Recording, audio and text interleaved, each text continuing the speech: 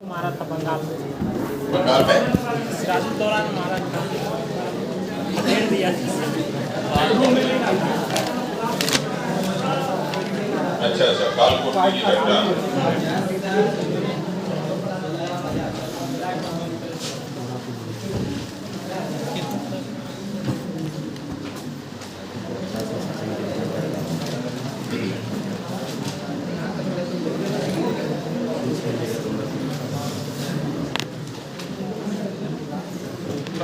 आप लोगों को बता रहे थे बंगाल है ना। हम ये बताए कि सिराजुद्दौला अंग्रेजों को जब कासिम बाजार से खदेड़ देता है तो वो कहां पर छुप जाते हैं? फुल्टा आइलैंड। और फुल्टा आइलैंड के ऊपर जो अंग्रेज रह रहे थे, निवासी जो रह रहे थे, उन लोगों को हेल्प करता है कौन? तो रॉबर्ट क्लाइव, है ना। रॉबर्ट क्लाइव मद्रास प्रेसिडेंसी के अंडर में क्लर्क था, और जब वह फुल्टा आइलैंड से अंग्रेजों को लेकर के कलकत्ता पहुंचता है तो कलकत्ता में सबसे पहले वह सिराजुद्दौला के साथ क्या किया? विवाद, जो कासिम बाजार था उस पर आक्रमण किया, उसको कब्जा में लिया, और कब्जा में लेने के साथ सिराजुद्दौला के साथ एक समझौता किया, अलीनगर की संधि। जब अलीनगर की संधि करता है तो अलीनगर संधि के समझौता के अनुसार अंग्रेज जो हैं वो उसके शत्रुओं को सहयोग नहीं देंगे, और इसके बदले अंग्रेजों को उसका फैक्ट्री का किलाबंदी का अधिकार प्राप्त हो गया। जो फैक्ट्री का किलाबंदी का अधिकार प्राप्त हो जाता है तो ऐसे में सिराजुद्दौला को बदनाम करने के लिए काल कोठरी की घटना की एक षड्यंत्र रचा जाता है। काल कोठरी की घटना जो है वो बंगाल से संबंधित है, और माना जाता है कि हॉलवेल के दिमाग की ये उपज थी, है ना।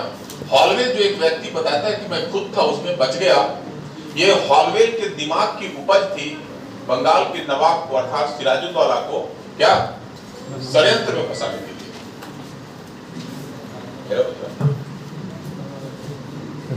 तो षड्यंत्र में फंसाने के लिए ऐसे में जब अंग्रेजों ने अलीनगर की संधि का उल्लंघन करके सिराजुद्दौला के शत्रुओं को सहयोग देना शुरू किया और उस षड्यंत्र में जब शामिल हो गए, तब एक और अंग्रेजों ने मीर जाफर को ये प्रॉमिस किया कि अगर सिराजुद्दौला से सत्ता छिन जाती है तो अगला नवाब वही बनेगा, पहला। दूसरा, अगर अंग्रेज और सिराजुद्दौला के बीच किसी प्रकार का अगर संघर्ष होता है, युद्ध होता है, तो मीर जाफर के नेतृत्व में जो सेना है वो सेना युद्ध में भाग नहीं लेगी।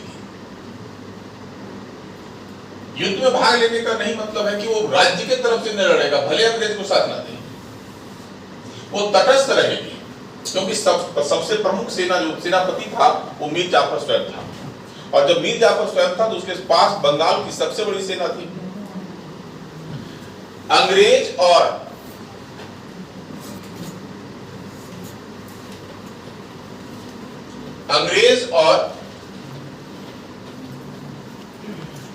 बंगाल के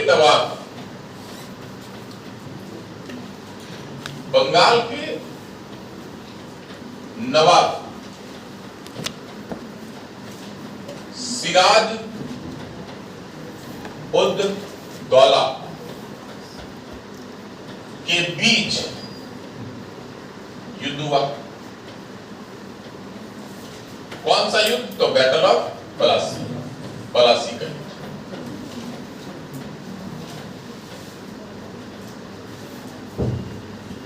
ये जो युद्ध है ये कब हुआ? तो 23 जून 1757। ये जो है युद्ध कब हुआ? तो 23 जून 1757। 23 जून 1757 को जब यह युद्ध होता है तो इस युद्ध में यह युद्ध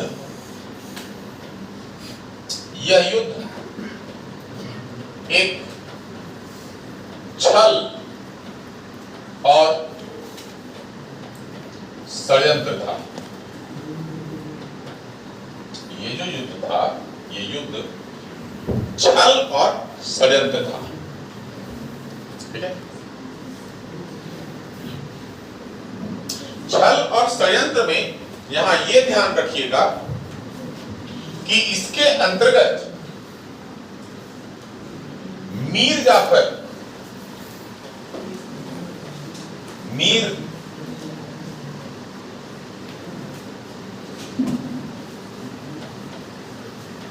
जाफर के नेतृत्व वाले बंगाल की सेना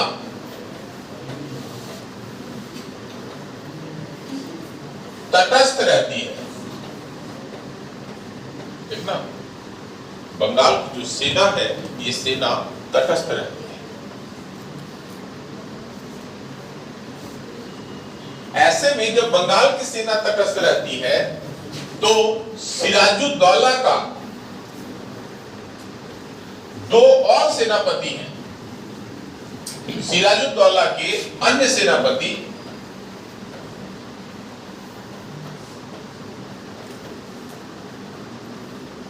एक है मीर मदन और दूसरा का नाम है मोहन लाल।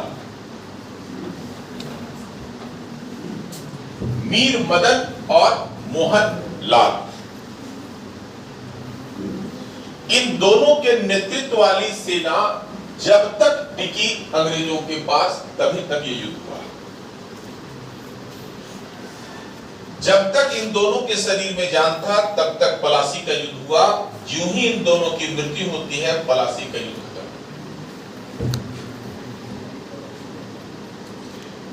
इन दोनों की मृत्यु के बाद, इन दोनों के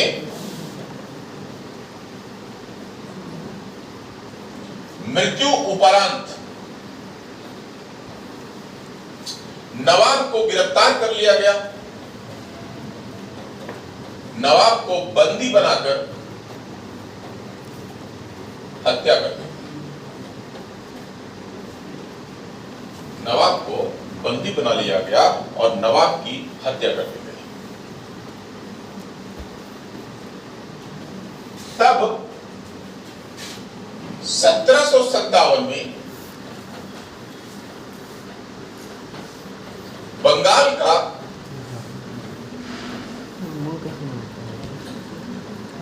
अगला नवाब कौन बना? मीर जाफर।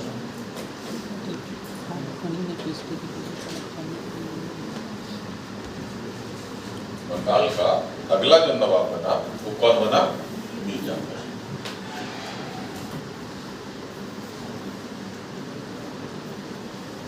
मीर जाफर अंग्रेजों से इतना भय खाता था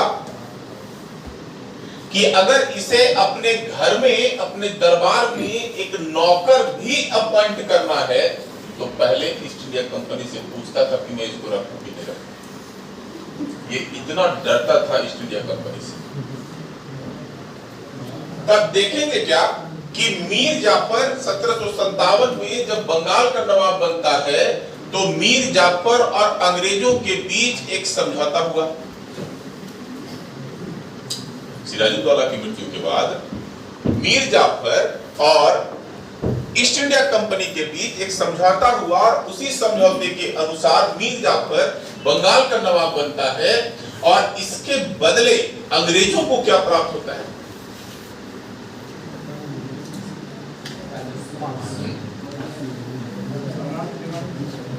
तो ध्यान यहां दीजिएगा कि अभी नहीं, दीवानी अभी का बक्सर की युद्ध ना।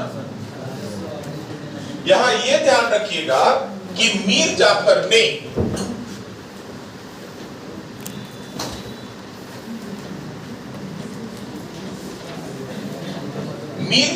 ने अंग्रेजों को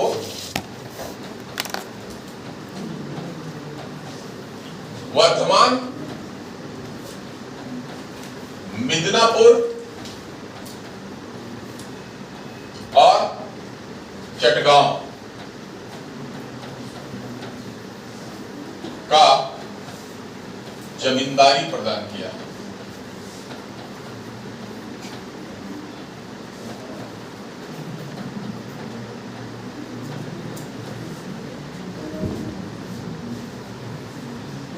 वर्तमान मिदनापुर और चटगांव का जमींदारी जो अधिकार है, ये जमींदारी अधिकार अंग्रेजों को प्रदान किया।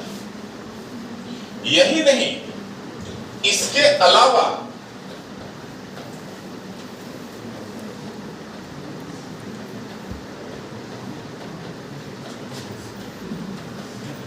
बड़े बड़े उपहार दिया।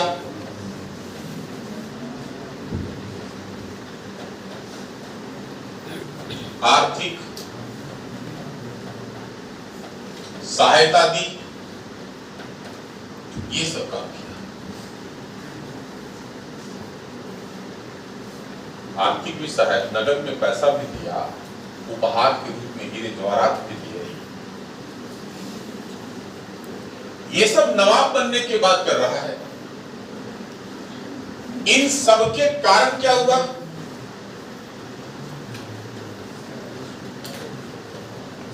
इन सब के कारण क्या हुआ?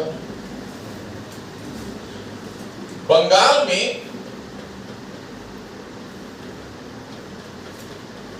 कर वृद्धि,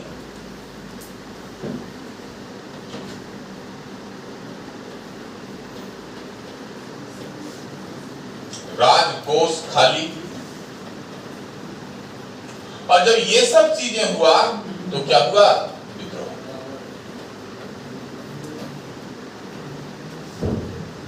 ये सब जब हुआ तो क्या हुआ? विद्रोह।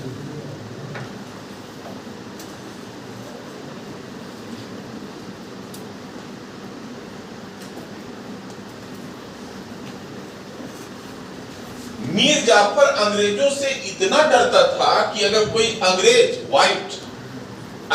चौकीदार भी पहुंच गया उसकी राज दरबार में तो वो खड़ा हो जाता था, और उठने के बाद उसके स्वागत में उपहार देता था। तो जो भी आसपास अंग्रेज होते थे एक बार मुलाकात कर लेते थे। कंपनी इससे भी परेशान थी। एक तो यह अपने स्वतंत्र निर्णय नहीं लेता था, कोई भी निर्णय हो कंपनी से पूछ करके लेता था, और जब कंपनी से पूछ करके लेता था तो कंपनी भी परेशान हो गई थी। क्यों? उसके व्यापारिक गतिविधि प्रभावित हो रहे थे। मीर जाफर के इस अयोग्यता के कारण उसकी व्यापारिक जो गतिविधियां हैं वो प्रभावित हो रही थी। पहला चीज। दूसरा चीज ये है कि अंग्रेजों का एक वर्ग जो है वो चाहता था कि मीर जाफर को हटा करके किसी और को बंगाल का नवाब बनाया जाए। ऐसे में जब रॉबर्ट क्लाइव बंगाल से वापस लंदन चला जाता है तो एक बनता वेंसीटाट, और वेंसीटाट जब बनता है तो मीर जाफर से परेशान हो गया, उसकी अयोग्यता से परेशान हो गया। वो चाहता था कि एटलीस्ट अपना प्रशासनिक जो निर्णय है वो अपने दम पर ले, एक ऐसा व्यक्ति चाहिए। वो चाहता था कि ब्रिटिश ईस्ट इंडिया कंपनी की बातों को सुने, लेकिन बंगाल का जो विधि व्यवस्था है वो अपने आप देखे, ताकि विद्रोह ना हो। विद्रोह होगा तो व्यापार नहीं होगा। तो ईस्ट इंडिया कंपनी ने मीर जाफर के स्थान पर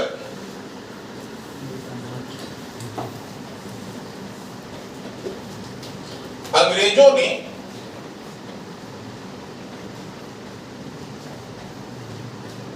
मीर जाफर के स्थान पर किसको? मीर कासिम को बंगाल का नवाब बनाया।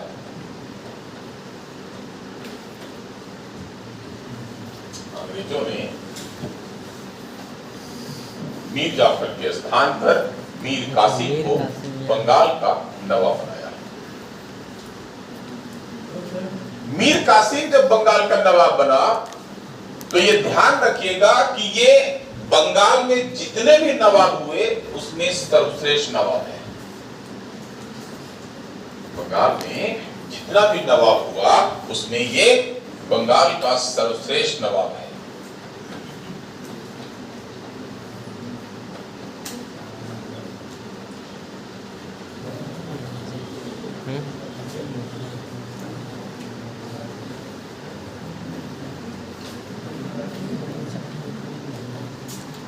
क्या किया इसने? इसने क्या किया? सबसे पहला तो ये जानता था उसी तरह से जिस तरह से इल्तुतमिश जानता था कि अगर ये हमें बंगाल का नवाब बना सकते हैं तो हमें हटा भी सकते हैं, पहला चीज। दूसरा चीज ये कि अगर हम बंगाल में कलकत्ता में ये भी राजधानी बना करके रखें तो वही हाल होगा जो मीर जाफर का हुआ। दूसरा चीज, अगर हम कलकत्ता में रखेंगे राजधानी तो फिर से अंग्रेजों का राजनीतिक हस्तक्षेप होगा, पॉलिटिकल इंटरफेयर होगा, अंग्रेजों का हस्तक्षेप होगा और हम स्वतंत्र निर्णय नहीं ले पाएंगे। जिस तरह से स्वतंत्रता पूर्वक निर्णय लिया जाता है, स्वतंत्र निर्णय लेने में अक्षम होंगे। जब ये नवाब बना था उसी दिन ये तय कर लिया था कि आज नहीं तो कल अंग्रेजों से तो हमको लड़ना है। ये तय हो गया था क्योंकि ये स्वतंत्र निर्णय में विश्वास करता था।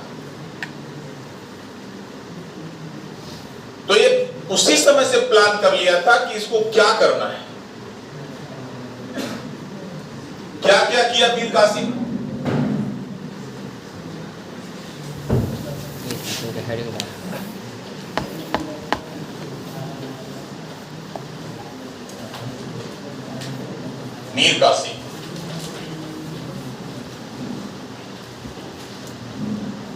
मीर कासिम सबसे पहले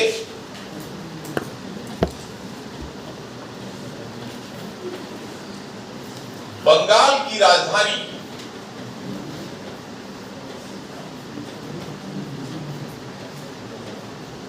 मुंगेर को बनाया।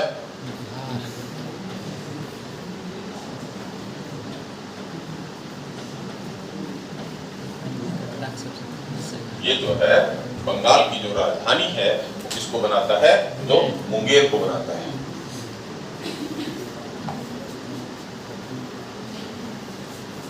दूसरा चीज, मीर कासिम ये जानता है कि भारतीय राज्य और अंग्रेजों में क्या अंतर है। एक ही अंतर है और वो है लेटेस्ट और मॉडर्न आर्मी का। लेटेस्ट वेपन्स और मॉडर्न आर्मी। ऐसे में इसने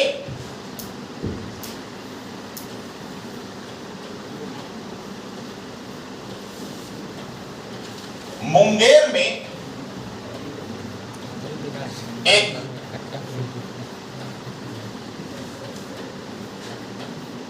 सैनिक छावनी बनवाया। एक जो है मिलिट्री स्टेशन बनवाया।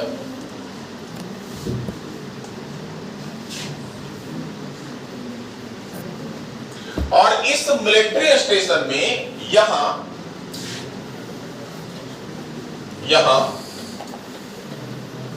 एक जर्मन सैन्य अधिकारी से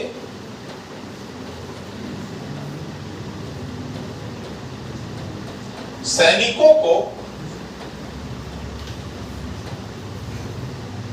प्रशिक्षण दिया।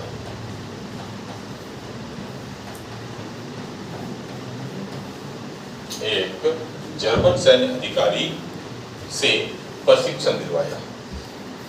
क्या नाम था उस सैन्य अधिकारी का, पता है?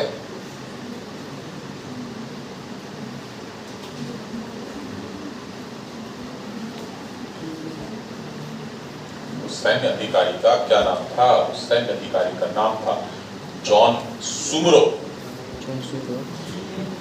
ये जो सैन्य अधिकारी है, इस जर्मन सैन्य अधिकारी है, इसका नाम है जॉन सुमरो। या जॉन सुमरो के सहयोग से मुंगेर में एक मॉडर्न मिलिट्री स्टेशन की स्थापना किया। जॉन सुमरो के सहयोग से एक मॉडर्न मिलिट्री स्टेशन की स्थापना करता है।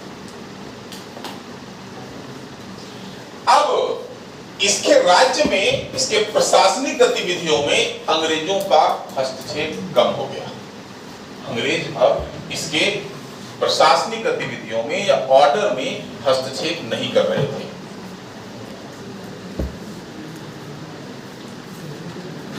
मीर कासिम को यह पता था कि हम लोगों के बीच, अर्थात अंग्रेज और मीर कासिम के बीच लड़ाई का मेन कारण क्या होगा, उसी समय उसको पता था। हुआ क्या कि जब 1717 में मुगल बादशाह था, कौन? 1717 में मुगल बादशाह कौन था? पता नहीं?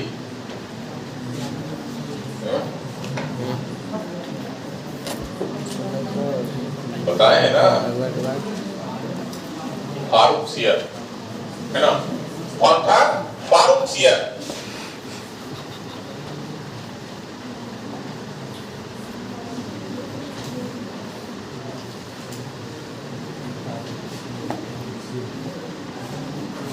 फारूक सियर ने, इसने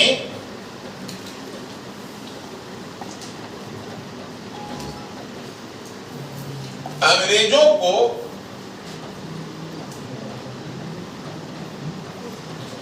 चुंगी मुक्त व्यापार का अधिकार दिया। इसने अंग्रेजों को, ईस्ट इंडिया कंपनी को चुंगी मुक्त व्यापार का अधिकार दिया। चुंगी मुक्त व्यापार का मतलब समझते हैं? कस्टम फ्री, है ना? Custom free trading rights, custom free merchant activity.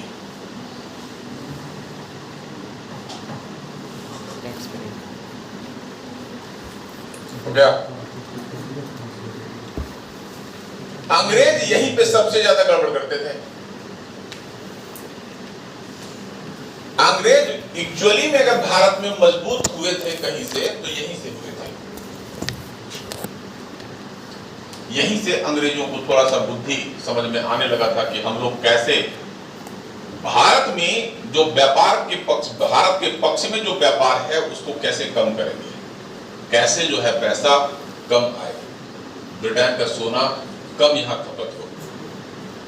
तो इसके लिए इसने क्या किया कि अपना तो व्यापार पर तो टैक्स नहीं देता था, फ्री है, राइट है इसका, और ऊपर से रॉयल है, मुगल बादशाह दिया है।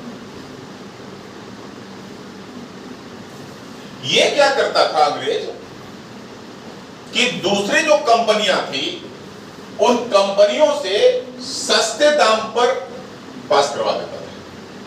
भारतीय व्यापार करते थे और ही यूरोपीय कंपनियां व्यापार करती थी। तो उन यूरोपीय कंपनियों को जितना टैक्स लगता था उस टैक्स में कुछ पैसे काट करके कहता था कि मुझे पैसे दे दो, मैं इससे सस्ते में 200 फ्रैंक दिला दूंगा। इससे क्या हुआ कि जो और व्यापारी थे वो अंग्रेजों को पैसा दे देते। जैसे मान लीजिए कि 100 रुपया टैक्स लगने वाला है, तो अंग्रेज क्या करते थे कि 80 रुपया उसको पास करा देते थे। क्यों? ये अपना प्रोडक्ट बता करके कि ये ईस्ट इंडिया कंपनी का प्रोडक्ट है। तो सभी जो व्यापारी थे वो सभी व्यापारी अंग्रेजों से ही संपर्क करते थे, ईस्ट इंडिया कंपनी से संपर्क करते थे, और जब ईस्ट इंडिया कंपनी से संपर्क करते थे तो उन्हें सस्ते दाम में भारत में, खास करके बंगाल बिहार में व्यापार करने की छूट मिल गई। इसमें फायदा किसको है? अंग्रेज को, और भी जितनी यूरोपीय कंपनियां हैं उसको। लेकिन घाटा किसको है? सिर्फ नवाब बंगाल। कह सकते हैं कि इसके द्वारा, इसके सहयोग से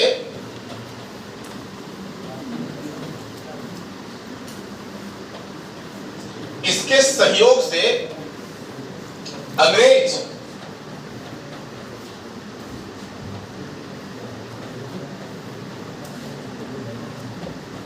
भ्रष्टाचार करने लगे। अंग्रेज के जो एम्प्लॉय थे वो भ्रष्टाचार करने लगे।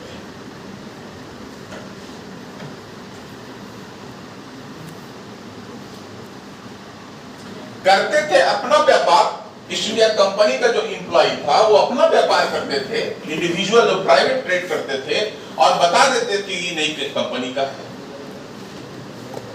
तो ऐसे में ईस्ट इंडिया कंपनी को फायदा होने लगा और नुकसान होने लगा बंगाल के नवाब को। ये चीज जानता था कौन? मीर कासिम।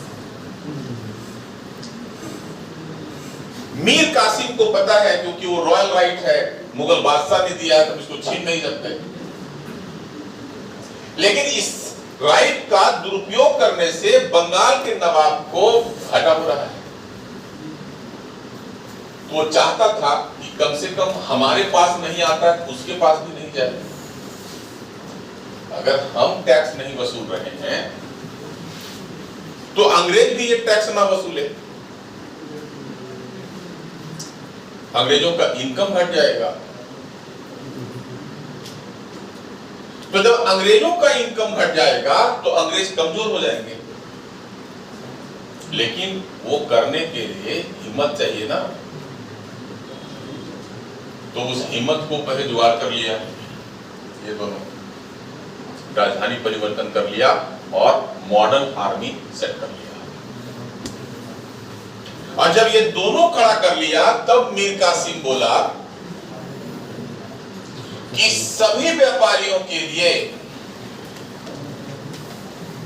सभी व्यापारियों को चुंगी मुक्त व्यापार का अधिकार है।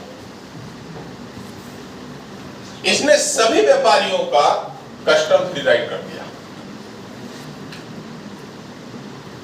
और जब सभी व्यापारियों का कस्टम फ्री राइट कर दिया तो अब जो अंग्रेजों को, ईस्ट इंडिया कंपनी को जो इनकम हो रहा था वो इनकम आना अचानक बंद हो गया।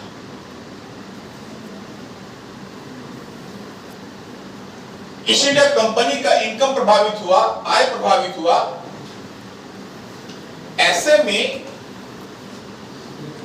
पटना से मीर कासिम को समझाने के लिए कुछ गए कि हमारा ये विशेषाधिकार है, प्रिविलेज है, आप ऐसा नहीं कर सकते।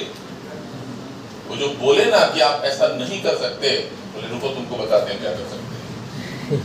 उन 5 अंग्रेजों को सर से गर्दन अलग कर दिया, तब भिजवा दिया पटना।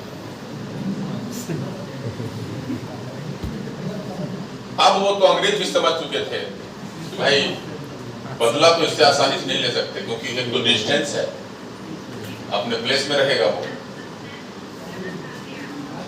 तो ऐसे में क्या हुआ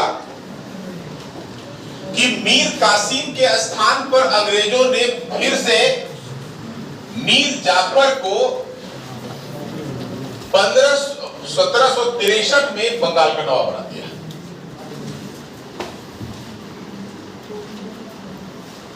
मीर जाफर से मीर कासिम को गया था 1560 ईस्वी में, 1760 ईस्वी में। 1760 से 1763 ईस्वी तक ये शासन किया था और 1763 में फिर से ये बंगाल का नवाब बन गया। और जब बंगाल का नवाब बन गया, मीर जाफर को सत्ता प्राप्त हो गई, अंग्रेजों की सेना और बंगाल की सेना एक हो गई, जो कलकत्ता में सेना रह रही थी, मुर्शिदाबाद में सेना रह रही थी, वो इसके प्रति डिवोटेड जब हो गए, तब देखेंगे क्या, मीर कासिम अब अपने सिर्फ मुंगेर की सेना तक ही सीमित हो गया। वो सेना जो मॉडर्न आर्मी से लैस, मॉडर्न वेपन से लैस था। राजस्व घट गए, इसके पास पैसे नहीं थे। डायरेक्ट कैसे बना दिया? जब मीर जाफर को अंग्रेजों ने सत्ता दिला दिया, तो मीर कासिम भाग करके कहां पहुंच गया? अवध। वो अवध गया। अवध गया यह कहने के लिए कि अंग्रेजों का हिम्मत तो देखो, अगर हमें सबसे पहले मीर जाफर को सत्ता से हटा करके हमें बनाया और हमें बना करके फिर उन्हें उसे बना दिया। ऐसे में अगर उसे बनाया तो स्वतंत्र निर्णय लिया नहीं, स्वतंत्र निर्णय हमने लिया, और जब हम स्वतंत्र निर्णय लेना शुरू किया तो हमारी भी सत्ता छीन ली। अपना पहले कहानी बताया किसको? अवध। अवध के नवाब शुजा-उद-दौला। और जब अवध के नवाब शुजा-उद-दौला को अपनी परिस्थिति बताया, तो वो साथ में ये भी जोड़ दिया कि बंगाल से ज्यादा दूर नहीं है अवध। अगर वो बंगाल में कर सकता है तो अवध में भी कर सकता है ना। वो धीरे धीरे विस्तार कर रहा है, उसका एम ही यही है कि अपने क्षेत्र का विस्तार करना। अवध का जो नवाब शुजा-उद-दौला है वो इन्फ्लुएंस हो गया, बोला हाँ सही बोल रहे हो। लेकिन तीसरा पक्ष यहां ये है कि इस समय जो मुगल बादशाह है अली गौहर, उसी का नाम है शाह आलम द्वितीय, है ना। अली गौहर अपने प्रधानमंत्री, अपने वजीर से बच करके भागता था, कहीं उसको मार ना दे। तो अपने वजीर के भय से शाह आलम द्वितीय अवध के दरबार में बैठता था। शाह आलम जो द्वितीय है वो अवध के दरबार में रहता था अपने वजीर के डर से, क्योंकि वो सब देखे थे ना, वो जो बताए आपको फारूकसियर के बाद मोहम्मद साहब तक सब मरते चले गए, तो ये भी उसी घटना से सड़सड़न से बच रहा था। बच नहीं रहा था, बल्कि वो इसलिए बच रहा था, उसका व्यक्ति का नाम था इमाद उल मुल्क, वजीर जो था। और इमाद उल मुल्क जो था वो अफगान था ना, वो अहमद शाह अब्दाली उसका एम्बेसडर था। मतलब वो था मुगल बादशाह का वजीर, पर काम करता था अफगानी के लिए। तो उसी के डर से अवध के दरबार में रहता था।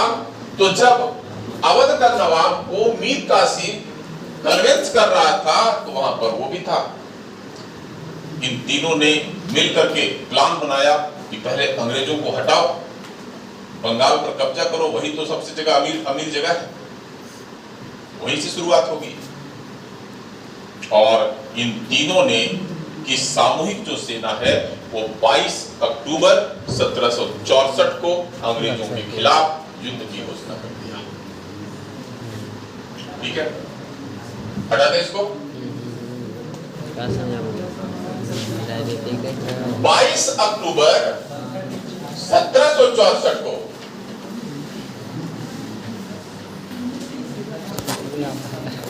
मुगल बादशाह भी लिखेंगे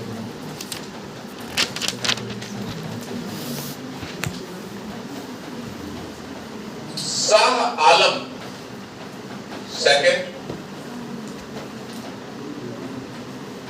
अवध नवाब शुजा-उद-दौला और मीर कासिम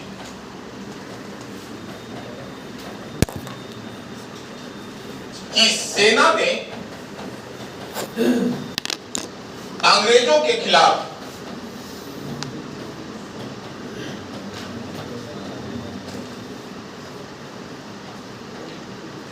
युद्ध की घोषणा किया।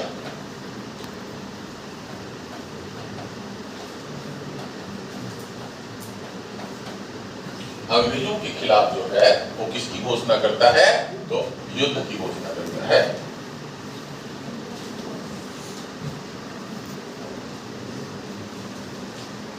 दूसरी तरफ अंग्रेजी सेना का नेतृत्व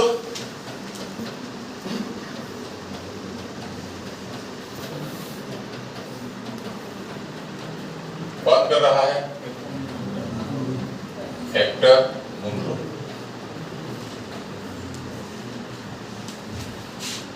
ये जो युद्ध है, ये युद्ध जाना जाता है बैटल ऑफ बक्सर के नाम से। बक्सर का युद्ध।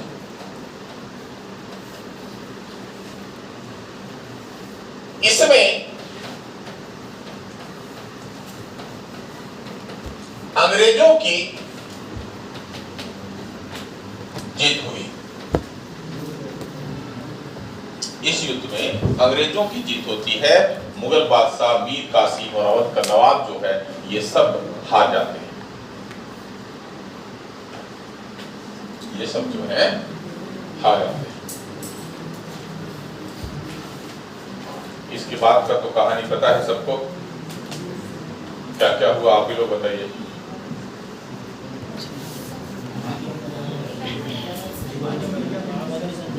दीवानी तुरंत मिल गया। पहले क्रोनोलॉजी में बताइए, सजाने के लिए भी आ सकता है। जब अंग्रेजों की जीत होती है तो इस जीत के बाद इलाहाबाद की संधि हुई। इलाहाबाद की संधि कब कब हुआ? इलाहाबाद की संधि कब कब हुई थी जी? 1765 को तो पता है। दो डेट दो लोगों के साथ हुआ था ना, अवध के नवाब और मुगल बादशाह के साथ, 12 अगस्त और 16 अगस्त, है ना। तो यहां ये ध्यान रखिएगा कि दो अवसर हुआ था, एक 12 अगस्त को और दूसरा 16 अगस्त को। 12 अगस्त और 16 अगस्त को इलाहाबाद की संधि हुई। 12 अगस्त को किसके साथ हुआ? मुगल बादशाह।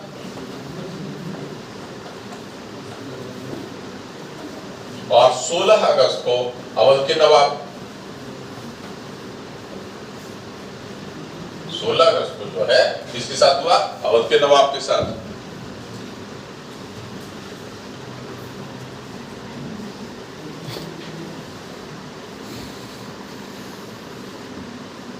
हो गया, हटा दें।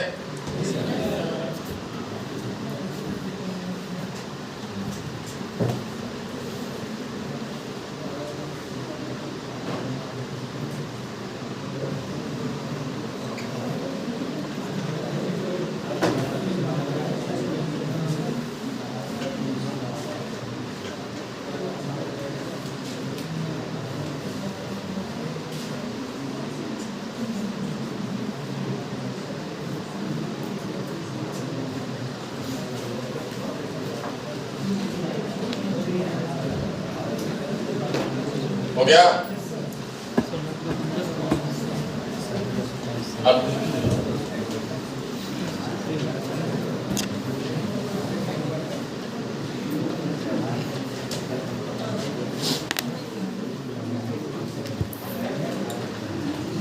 46 minutes. इलाहाबाद की संधि अंग्रेजों को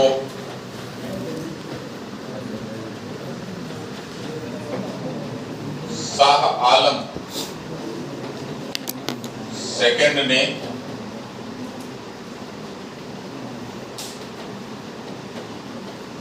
दीवानी अधिकार दिया। कहां का? तो बंगाल, बिहार, उड़ीसा। इस संधि में रॉबर्ट क्लाइव ने भाग लिया। ये जो संधि है, इस संधि में रॉबर्ट क्लाइव ने भाग लिया।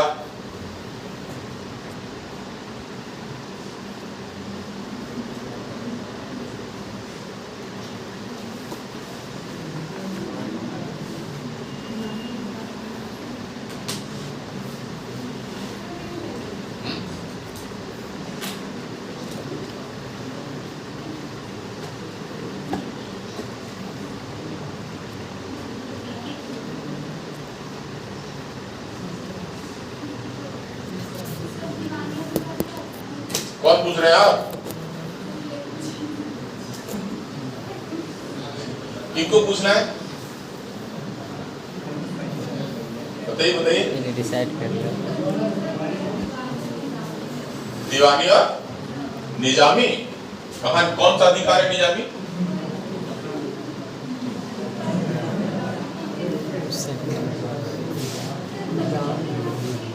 हाँ?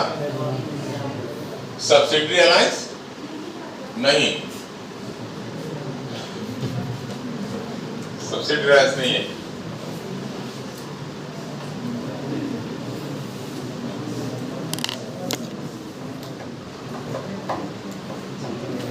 हो गया।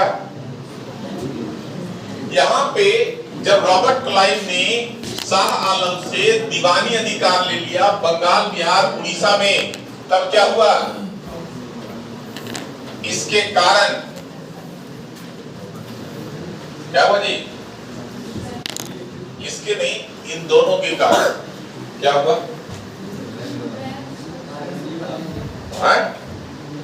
द्वैध शासन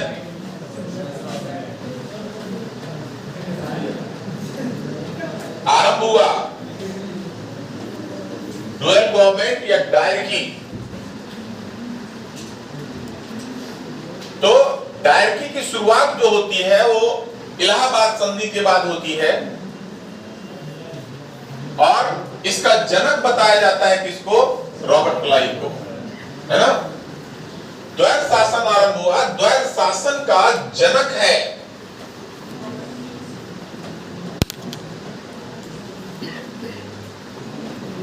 रॉबर्ट क्लाइव।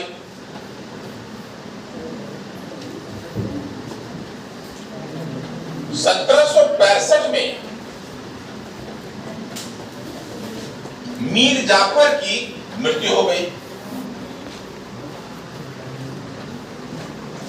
इसका उत्तराधिकारी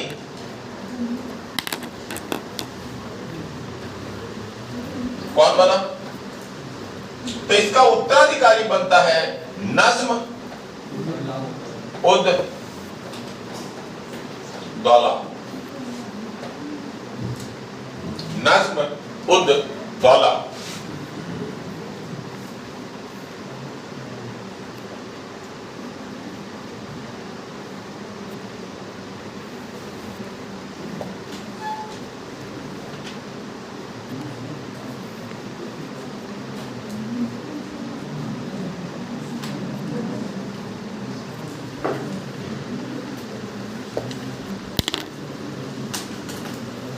हो गया।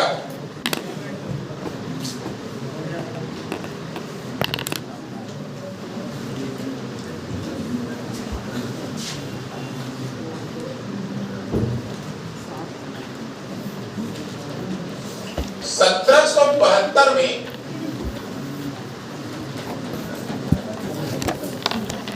बंगाल का गवर्नर, 1772 में बंगाल का गवर्नर वारेन हेस्टिंग्स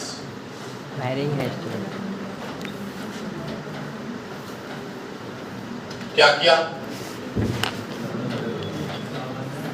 नवाब के सत्ता को समाप्त कर दिया।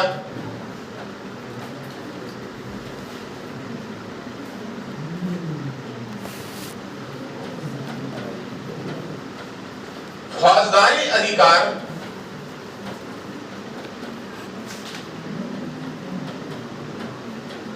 कंपनी ने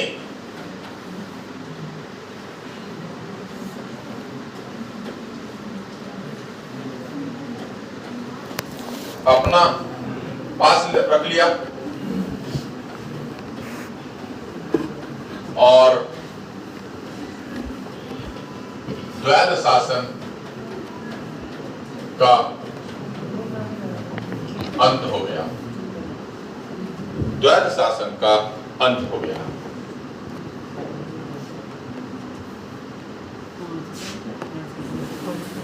इन सभी के कारण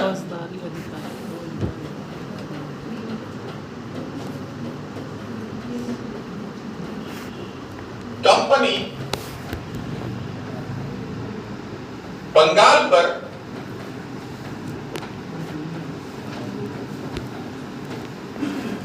राजनीतिक अधिकार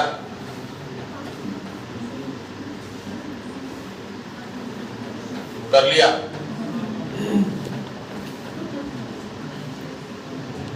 अब बंगाल का राजा है कौन? East India company. बंगाल का रूलर है कौन? तो ईस्ट इंडिया कंपनी। और इस प्रकार से बंगाल ईस्ट इंडिया कंपनी का पार्ट हो गया।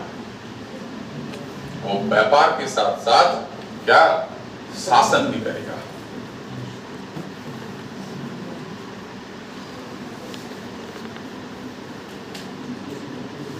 हो गया?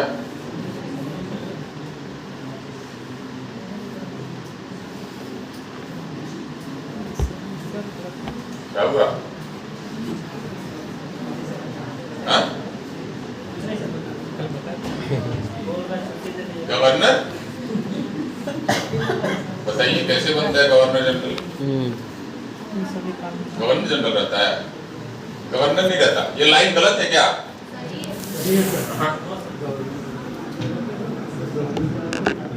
जब शासन इसके पास आ गया तो शासन के संचालन हेतु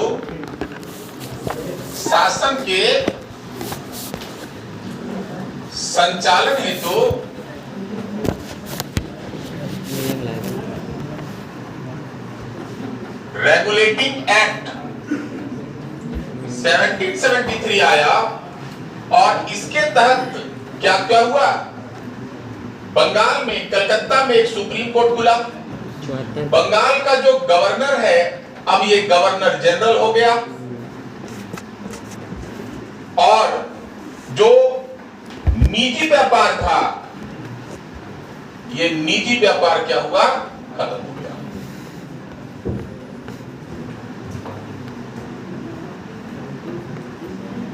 Governor of Bengal promoted as the Governor General of Bengal.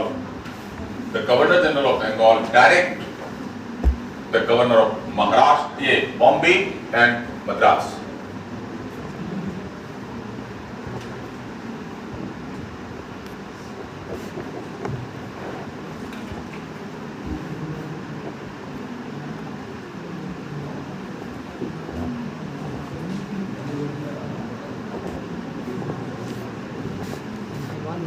हो गया?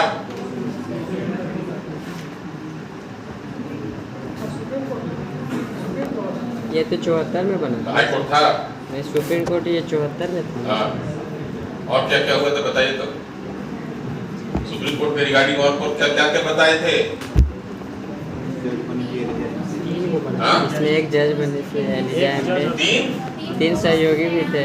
3 पोस्ट नया नहीं था, 3 जज थे, एक चीफ जस्टिस था। चीफ जस्टिस कौन था? और 3 जज कौन थे? Minister hide and chambers. सही है।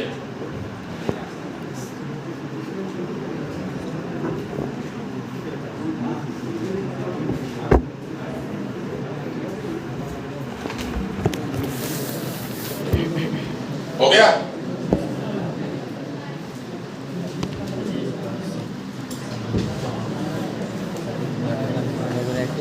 तो समझ में आया कि अंग्रेजों ने क्या बंगाल को गुलाम बनाने के लिए आया था? सिर्फ व्यापार करने आया था। उस व्यापार में जो बाधा करेगा फाइनली उसको क्या करेगा? जीत लेगा। ये ध्यान रखिएगा कि अंग्रेजों ने 1800 ईस्वी तक पूरे भारत को जीत लिया था और 1800 ईस्वी तक उन लोगों को पता नहीं है कि पूरा भारत उनकी मुट्ठी में है। हुआ क्या कि जब ब्रिटेन में इंडस्ट्रियलाइजेशन सफल हो गया, बड़े पैमाने पे प्रोडक्शन होने लगा, तो प्रोडक्शन होने के बाद उसको बेचना पड़ेगा। तो बेचे कहां? ये जब सोच रहे थे तब उनको पता चला रे भारत तो बस अमीर मेरे ही पास है। 1813 ईस्वी तक अंग्रेजों को ये आभास नहीं था कि अंग्रेजों ने, ईस्ट इंडिया कंपनी ने भारत को पूरी तरह से जीत लिया है, वरना 1813 में ही वो चाहते तो भारत को गुलाम बना लेते। 20 वर्ष के लिए बना था। ये सिर्फ भारत में व्यापारिक सुविधा के लिए और कैसे कॉमर्शियल बेनिफिट्स को बढ़ाया जाए, इसलिए वो भारत पर कब्जा कर रहे हैं। एम्पायर नहीं बना रहे बल्कि कॉलोनी बना रहे हैं। हम आप लोगों को पॉलिटी पढ़ाए थे, बताए थे कि कॉलोनी और एम्पायर में क्या डिफरेंस होता है। तो अभी जो है ये बंगाल ब्रिटिश ईस्ट इंडिया का कॉलोनी है। एक्सप्लॉइट करने के लिए, बंगाल के रिसोर्स को एक्सप्लॉइट करने के लिए उन्होंने बंगाल के राजनीतिक चीजों को अपने पास ले लिया, ताकि पॉलिटिकली उसको मैनिपुलेट करके हम उसको एक्सप्लॉइट कर सकें, अंग्रेज जो है उसको एक्सप्लॉइट कर सकें। अब नेक्स्ट जो है वो है पंजाब।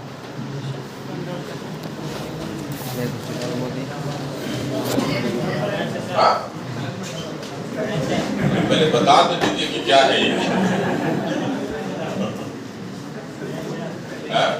अच्छा सर, मैच है ये पाकिस्तान ये पोजीशन है तो फिर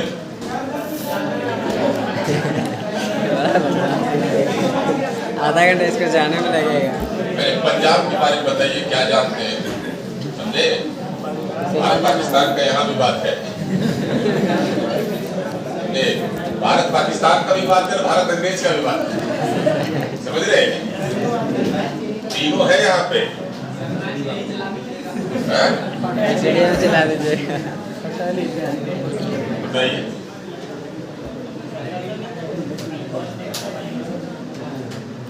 क्या क्या जानते हैं पंजाब के बारे में?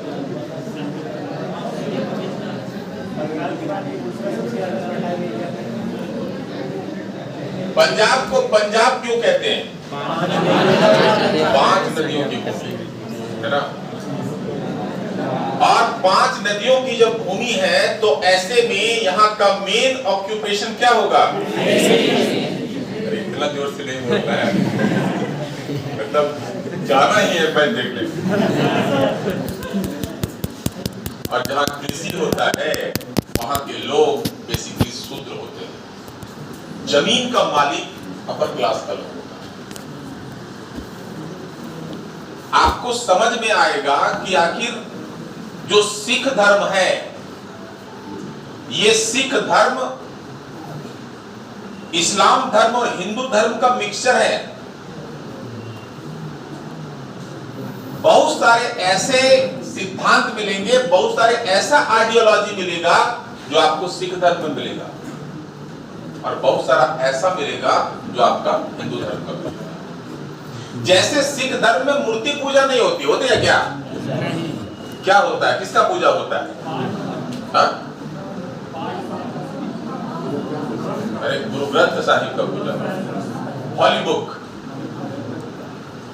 कुरान का वहां होता है।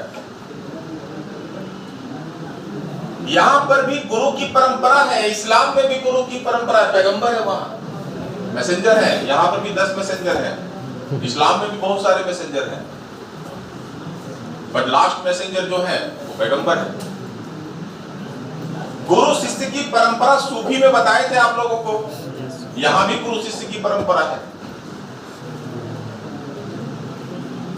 दूसरा चीज क्या है कि राज्य का जो कन्वर्जन होगा वो धर्म के आधार पर वहां हो रहा है। यहां पर भी देखेंगे क्या, धर्म को बचाने के लिए राज्य होगा, सेना होगा, संगठन होगा, लेकिन फाइनली जो इस्लाम यहाँ सिख का कॉन्सेप्ट है, उस सिख के कॉन्सेप्ट में एकेश्वर की जो परंपरा की गई है, एकेश्वरवाद की बात की गई है, वो भक्ति पर आधारित है। जो ब्राह्मण धर्म का जो भक्ति है उस पर आधारित है।